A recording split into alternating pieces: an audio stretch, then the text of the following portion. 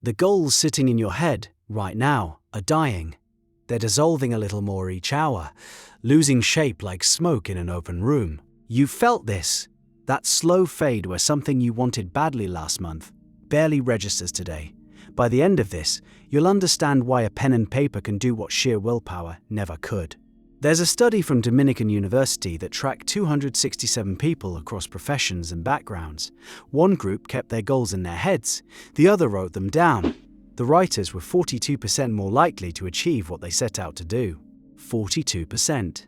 From the simple act of moving thought into language and language onto a surface.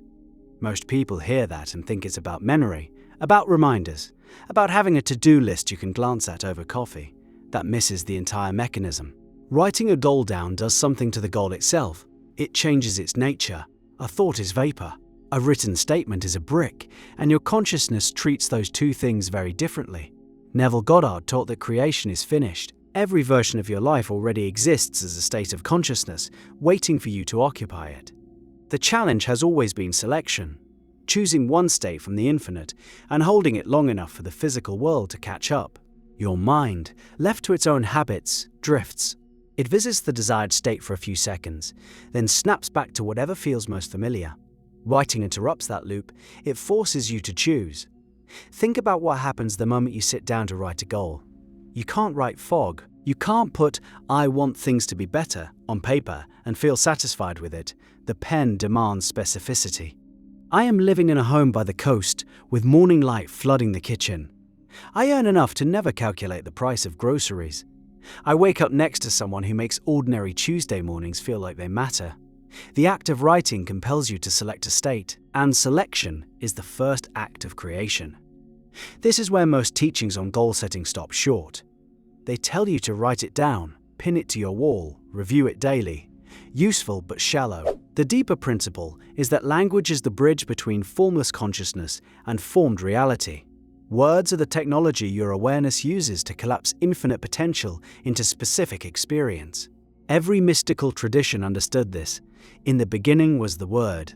The Kybalion teaches that the universe is mental, that all creation begins as thought. Writing is thought made dense enough to persist outside your skull. So why does persistence matter so much? Because manifestation requires sustained assumption. Goddard was relentless about this. You must assume the feeling of the wish fulfilled and maintain it against every contradictory appearance. Your checking account says one thing. Your written statement says another. The question is which voice you'll feed. A goal that lives only in your mind bends to every passing mood. A written goal sits on your desk unchanged, radiating the same frequency Tuesday after Tuesday, regardless of what your Monday looked like. There's a friction here that deserves attention. The skeptic inside you, and everyone carries one, will argue that writing words on paper changes nothing in the external world. Ink on a page has no causal power over your bank account, your relationships, your body.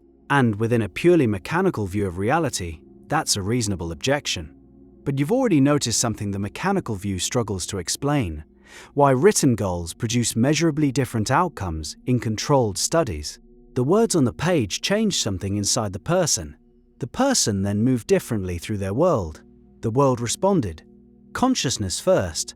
Always what writing actually does is recruit parts of your awareness that passive thinking leaves dormant. When you write by hand especially, you slow down to the speed of meaning. You can think a sentence in a fraction of a second. Writing it takes 15-20 seconds. During those seconds, you're inhabiting the goal. You're feeling it form under your fingers. You're making micro-decisions about which words carry the right weight, the right texture. Each decision is a small act of commitment. Am I someone who earns this? Do I believe this state is mine? Your hand answers before your doubt can intervene. There's a practice worth trying tonight. Take a single goal, the one that matters most, the one you've been circling without landing on. Write it in present tense, as though it's already your life. Then write it again. Same words, same sentence. Write it 10 times. By the third repetition, something shifts. The words stop being words and start becoming a feeling. By the 7th, you'll notice your body responding, a warmth, a settling, a quiet certainty that has nothing to do with logic. By the 10th, you've done something most people never do with their desires. You've given them enough sustained attention to become real inside you. This is the scripting technique Goddard students have used for decades. The repetition matters because each pass deepens the assumption. Your conscious mind might resist the first line, "I am financially free," and the inner voice scoffs. But the 5th time you write it, the scoff gets quieter. The 8th time, it's barely a whisper. The 10th time, you notice you're writing from a different place. The statement feels less like a wish and more like a fact you're recording. That transition, from hoping to knowing, is the entire game. But there's a discipline here that separates those who get results from those who collect journals full of unmet wishes. Writing your goal once in a burst of inspiration and then forgetting the notebook in a drawer does almost nothing. The power lives in repetition and emotional engagement. You have to mean the words. You have to write them while inhabiting the state they describe. A bored hand copying sentences is just penmanship. A focused mind writing from the end, feeling the kitchen light, hearing the morning quiet, sensing the absence of financial anxiety, that's an act of creation happening in real time. Consider what you're actually doing when you write from this place. You're using language to instruct your deeper awareness. The subconscious mind, what Goddard called the deeper self, responds to vivid, specific, emotionally charged impressions. A vague mental wish barely registers. A clearly written statement, felt deeply and repeated consistently, becomes a command. Your deeper mind begins reorganizing your perception around it. You start noticing opportunities that were always there but invisible to your previous state. Conversations shift, impulses arise that move you toward the written reality without conscious effort. People call this luck. It's alignment, and alignment compounds. Each day you write your goal and feel it, you're adding weight to a new identity. You're casting votes, to borrow a useful metaphor from behavioral psychology, for the version of you who already lives in that state. Enough votes and the election flips. The old identity, the one that couldn't imagine deserving this life, gets outvoted by the one who wakes up and writes it down as settled fact every single morning.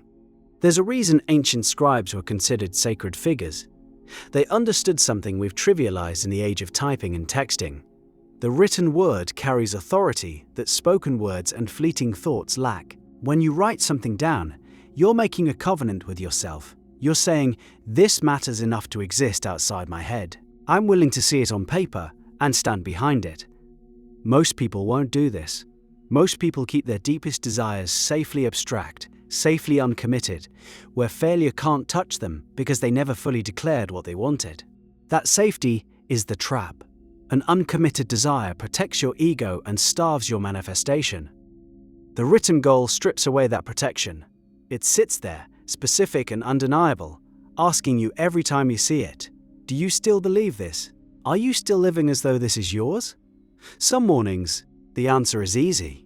Other mornings, when the evidence of the senses screams otherwise, answering yes takes everything you have. Those are the mornings that matter most. Those are the repetitions that carry the most creative power, because you're choosing your assumption over your appearance. You're doing what Goddard described as the core discipline of conscious creation, persisting in the assumption despite contradictory evidence.